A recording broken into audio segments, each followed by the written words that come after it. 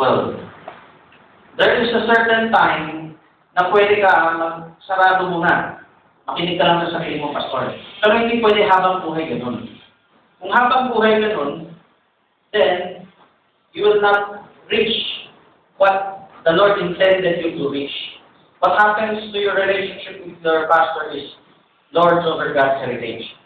If you Lords of God's heritage, instead you are just a steward, naging possession ka, pag-aari mo ng pastor. No? So, no, o kaya ng local church o ng samahan.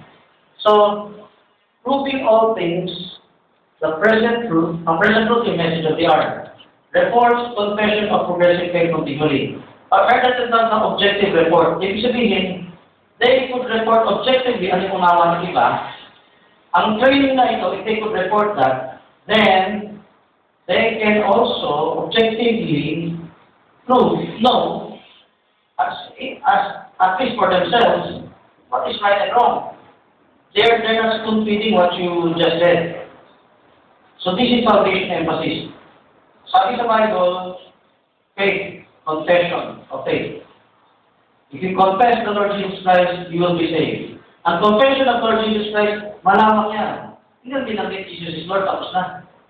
Jesus Christ represents the Word, represents yung revelation na pinapangyari niya.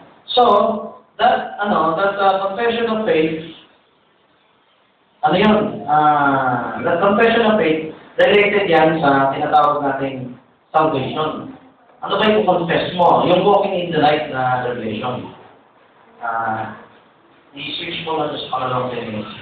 Pilit mo, stop mo level first. Okay, punta tayo dito, magpupulaan yung oras mo eh. Punta tayo dito sa patriarchal authority. Ito yung tawag natin yung patriarchal authority dito, no? Patriarchal training. When you say patriarchal authority, family authority. Ano ba yung normal teachings sa traditional churches? Punta tayo sa kabila. Defensive wrath only.